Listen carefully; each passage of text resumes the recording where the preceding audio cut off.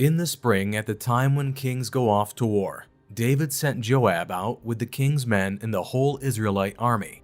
They destroyed the Ammonites and besieged Rabbah, but David remained in Jerusalem. In the ancient world, kings had complete control over the records of their reigns, allowing them to conceal their failures. However, this is not the case with the biblical king's records. These chapters are inspired by the Holy Spirit. They serve as a wake-up call to us, reminding us that none of us are sinless. 1 Samuel 13:14. But now your kingdom will not endure. The Lord has sought out a man after his own heart and appointed him ruler of his people, because you have not kept the Lord's command. Even David, a man after God's own heart, can fail to guard his heart and rebel against God's will. These chapters also assist us in comprehending the ramifications of the king's sins. As a result of his failure to resist temptation, David, his family, and his kingdom would suffer a great deal of grief and rebellion. The issue arose in the spring, when kings marched out to war. Instead of fighting alongside his men, David dispatched Joab and his army while he remained in Jerusalem for unspecified reasons. From the first verse of the chapter, the author makes it clear that David should have been doing something else with his time. Temptation frequently chooses to pounce when we are not doing what we should be doing. From the roof, he saw a woman bathing. The woman was very beautiful. David was on the palace roof one night when he noticed a woman bathing, a very beautiful woman. David was at the pinnacle of his power. For 20 years, he had walked triumphantly with God as Israel's anointed king. He was a prophet and a singer from Israel who wrote many psalms. On that particular evening, however, this married man was captivated in all the wrong ways by somebody else's wife. This was not an immoral man, nor was he looking to fall. This was a man who put himself in danger and let down his guard. The consequences would be costly, and David sent someone to find out about her. The man said, "She is Bathsheba, the daughter of Eliam, and the wife of Uriah the Hittite." Then David sent messengers to get her. She came to him, and he slept with her. Now she was purifying herself from her monthly uncleanness. Then she went back home. 2 Samuel 11:3 and 4. It didn't take long for David to realize the woman was Bathsheba, the wife of Uriah the Hittite, one of David's most trusted and loyal soldiers. But by this point, nothing mattered to David except satisfying his lust. So he dispatched messengers to find her, and when she arrived, he slept with her. In the end, we don't know how Bathsheba felt about it. However, we are given no reason to believe she was attempting to seduce David. He remained behind while his troops fought battles. When he should have been sleeping, he went out for a stroll on his rooftop. He had the wife of another man brought to him. David was the king, and his every command had to be followed. Bathsheba was a defenseless person. David is entirely to blame. 2 Samuel 11:5 through 8. The woman conceived and sent word to David, saying, "I am pregnant." So David sent his word to Joab, "Send me Uriah the Hittite." And Joab sent him to David. When Uriah came to him, David asked him how Joab was, how the soldiers were, and how the war was going. Then David said to Uriah, "Go down to your house and wash your feet." So Uriah left the palace, and a gift from the king was sent after him. David may have assumed that his encounter would be forgotten quickly. If so, he was mistaken. Soon after, David received shocking news from Bathsheba.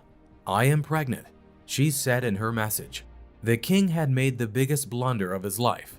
Instead of seeking to repair the damage through repentance, he made it infinitely worse through scheming. Uriah was brought home from the battlefield by David, who encouraged him to stay at home for a few days and spend time with his wife. Uriah, David reasoned, would take advantage of the opportunity to sleep with her, assuming the upcoming baby was his, and David would be exonerated. But Uriah slept at the entrance to the palace with all his master's servants and did not go down to his house. David was told Uriah did not go home. So he asked Uriah, "Haven't you just come from a military campaign? Why didn't you go home?" Uriah said to David, "The ark in Israel and Judah are staying in tents, and my commander Joab and my lord's men are camped in the open country. How could I go to my house to eat and drink and make love to my wife. As surely as you live, I will not do such a thing." Then David said to him, "Stay here one more day, and tomorrow I will send you back." So Uriah remained in Jerusalem that day and the next. At David's invitation, he ate and drank with him, and David made him drunk. But in the evening Uriah went out to sleep on his mat among his master's servants. He did not go home. 2 Samuel 11, 9-13. David tried everything, including getting Uriah drunk, but he couldn't get the faithful soldier to sleep with his wife. Uriah was far too honorable to do so. He was aware that his fellow soldiers were away from their own wives, fighting the nation's battles. The contrast between David's disreputable plotting and Uriah's open honesty could not be more striking.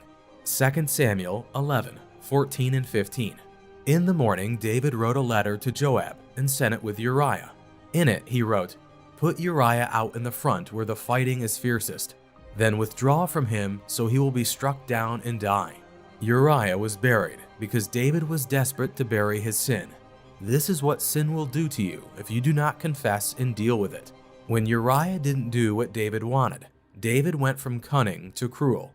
He returned Uriah to the battlefront, where Israel's soldiers were besieging Rabbah, the Ammonite capital.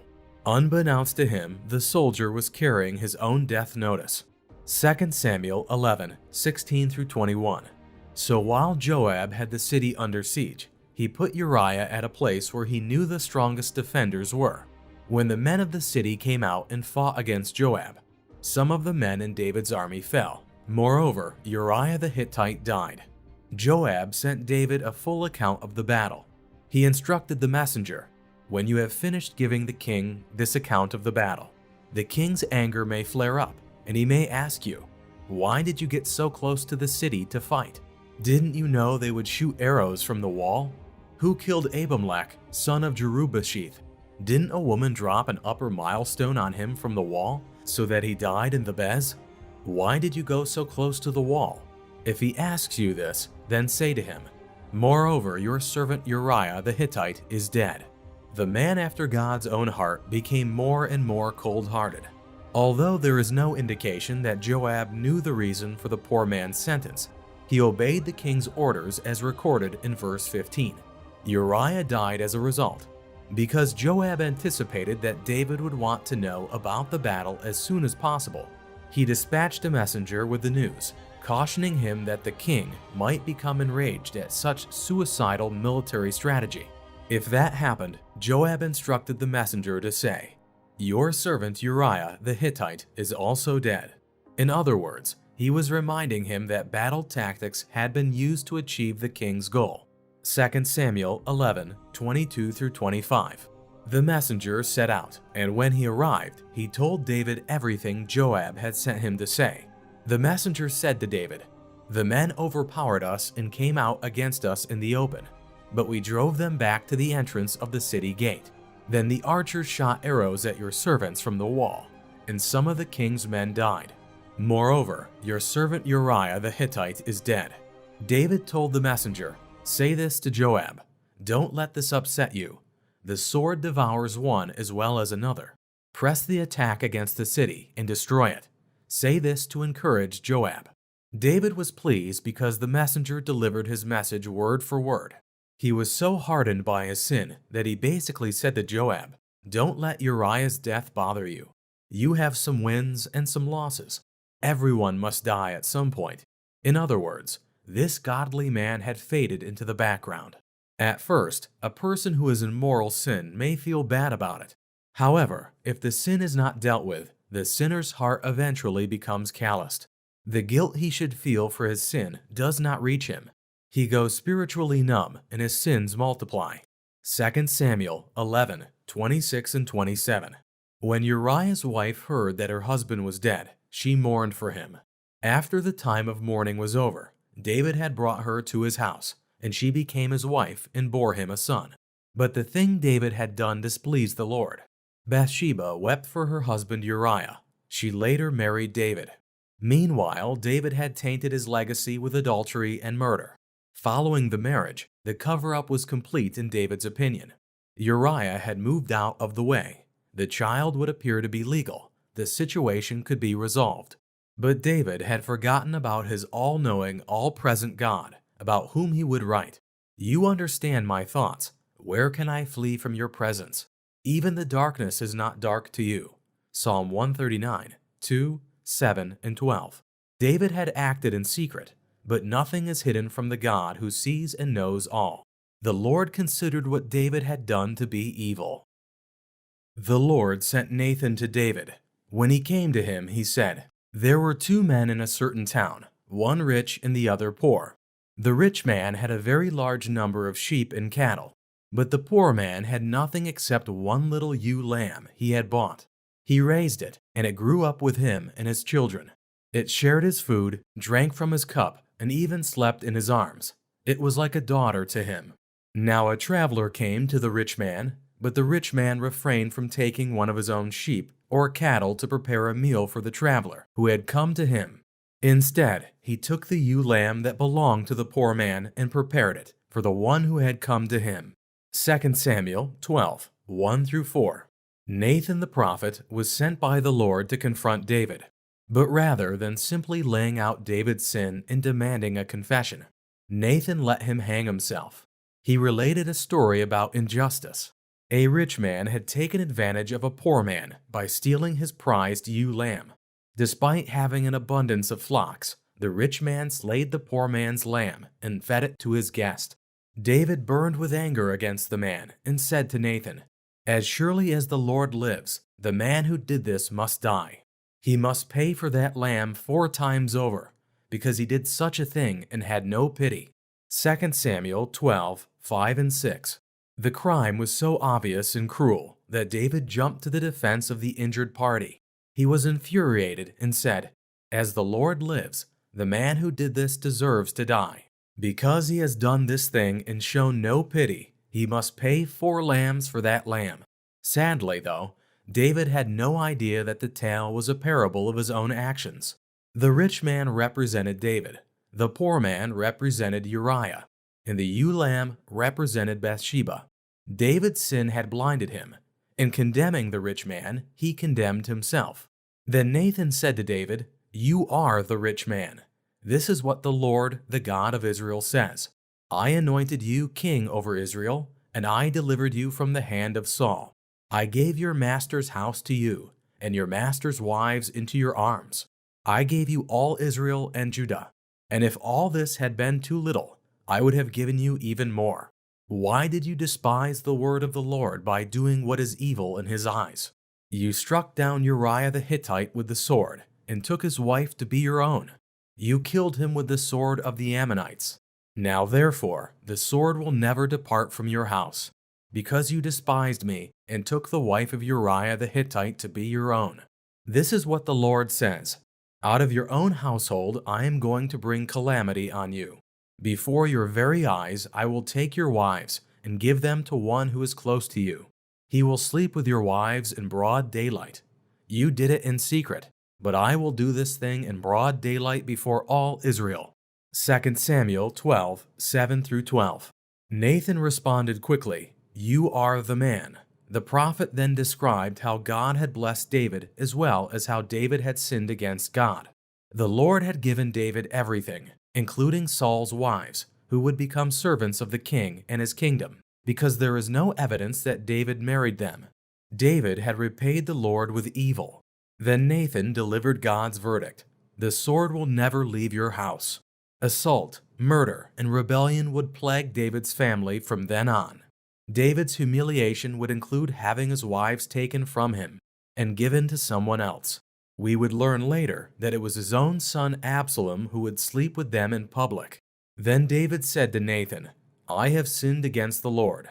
Nathan replied, "The Lord has taken away your sin. You are not going to die. But because by doing this you have shown utter contempt for the Lord, the son born to you will die." After Nathan had gone home, the Lord struck the child that Uriah's wife had borne to David, and he became ill. David had pleaded with God for the child. He fasted and spent the nights laying in sackcloth on the ground. The elders of his household stood beside him to get him up from the ground, but he refused, and he would not eat any food with them. On the seventh day, the child died. David's attendants were afraid to tell him that the child was dead, for they thought, while the child was still living, he wouldn't listen to us when we spoke to him. How can we now tell him that the child is dead? He may do something desperate. 2 Samuel 12:13-18. David's eyes finally opened up. As a man of God, he responded, "I have sinned against the Lord." David deserved to die for adultery and murder, according to Moses' law. Nonetheless, God graciously pardoned him and spared his life. Nonetheless, there would be serious consequences, beginning with Bathsheba's baby's death.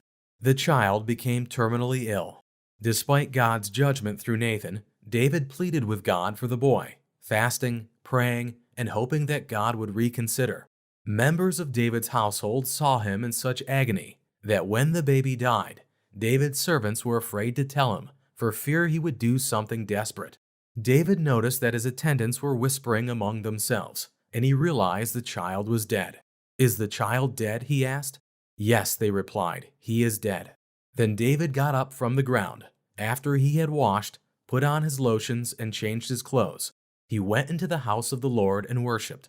Then he went into his own house, and at his request, they served him food, and he ate. His attendants asked him, "Why are you acting this way? While the child was alive, you fasted and wept, but now that the child is dead, you get up and eat." He answered, "While the child was alive, I fasted and wept. I thought, who knows, the Lord may be gracious to me and let the child live. But now that he is dead, why should I go on fasting? Can I bring him back again? I will go to him, but he will not return to me." 2 Samuel 12:19-23. David could tell by the whispers of his servants that the infant had passed. Realizing that God's will had been accomplished, he broke his fast and resumed his life. His servants were taken back by the king's sudden change of heart, but he explained that there was no longer any hope that the baby would return to him, because death was final. Then David comforted his wife Bathsheba, and he went to her and made love to her. She gave birth to a son, and they named him Solomon.